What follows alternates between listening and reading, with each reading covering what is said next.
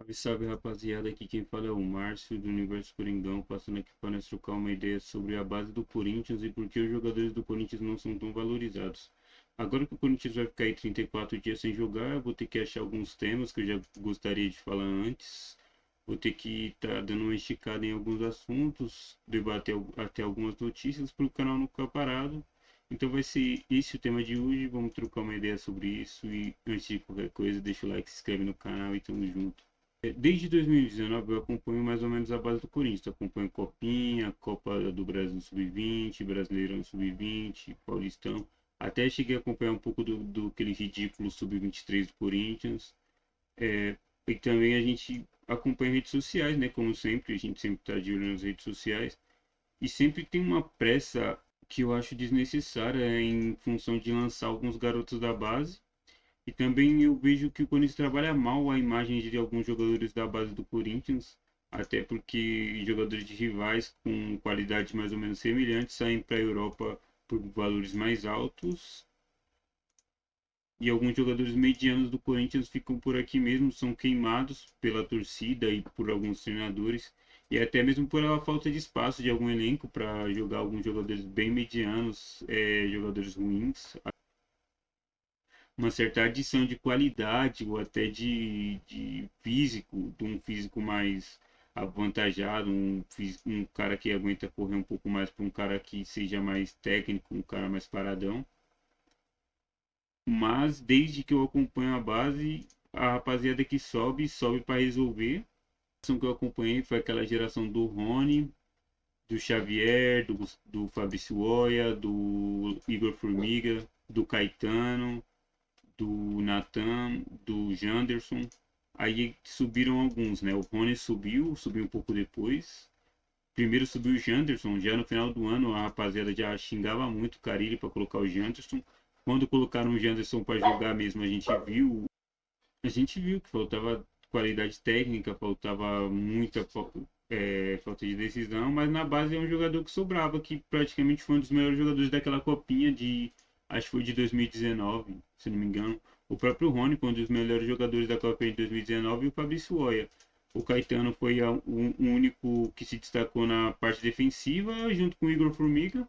O Igor Formiga não deu em nada, o Caetano está aí no time hoje criticado, jogou aquela copinha como lateral esquerdo, foi usado como lateral esquerdo, foi em alguns jogos bem razoável, outros jogos mal.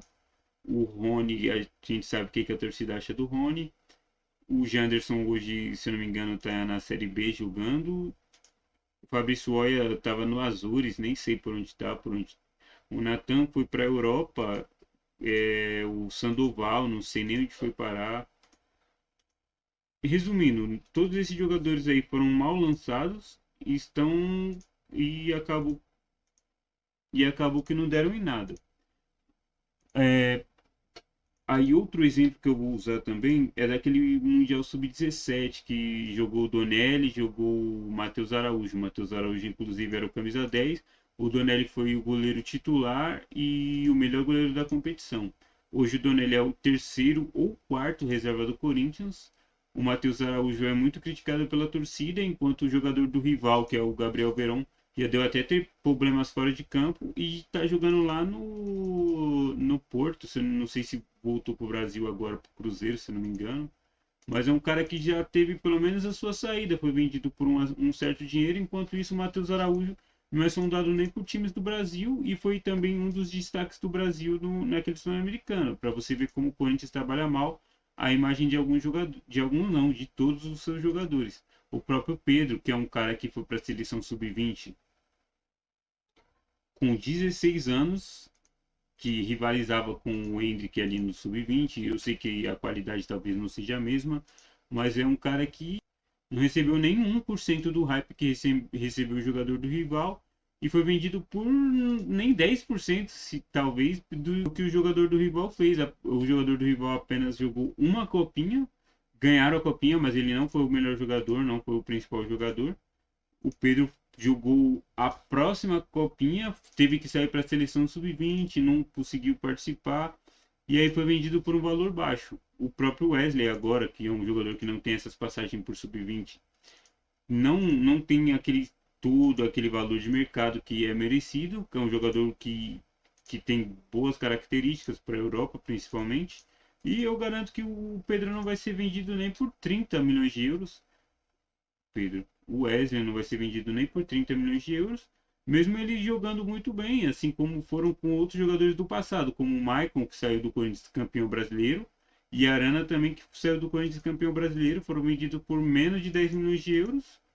E hoje até estão no Brasil e tal, não deu certo na Europa é outra coisa, mas o momento em que eles foram vendidos era para ter sido adquirido um valor maior, assim como o São Paulo pegou um Gabriel Sara, um jogador medianíssimo, conseguiu vender por 15 milhões de euros e o Corinthians é difícil conseguir uma venda dessa.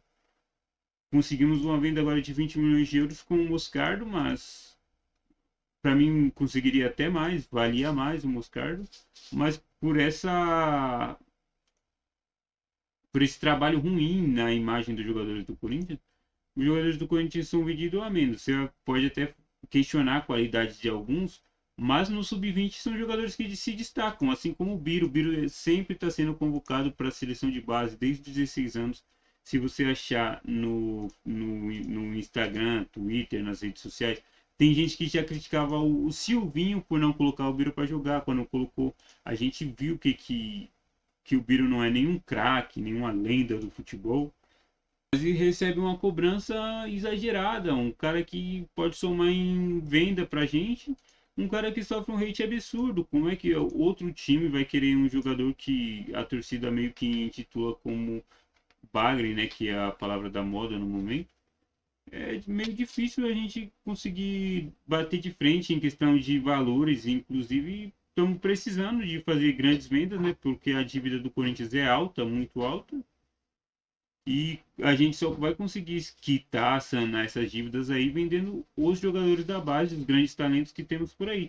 Assim como dessa nova geração, que a gente tem o Arthur Souza, que é um bom atacante, o Breno Bidon, que para mim é o melhor da geração, temos o Léo Maná, que vai ser um bom jogador, temos o Rian vai ser um bom jogador, temos o João Pedro Choca, mas nenhum desses jogadores tem que chegar para ser o titular, para chegar e resolver, para chegar e jogar toda a responsabilidade nas costas deles. Eles têm que chegar, se adaptar e com o tempo, quem sabe ser vendido para a Europa, não sei. Mas são raros casos que são como o do Murilo, que o cara já sobe, já se destaca, já vai para a Europa, e aí chega lá e brilha igual tá brilhando. E aí, qual é a sua opinião sobre os jogadores da base do Corinthians e por que o Corinthians vende jogadores mais baratos do que os seus rivais? Comenta pra mim aí, rapaziada, e deixa um like, se inscreve e não deixa de colocar o sininho, que vocês ajudam muito o canal. Tamo junto e é isso.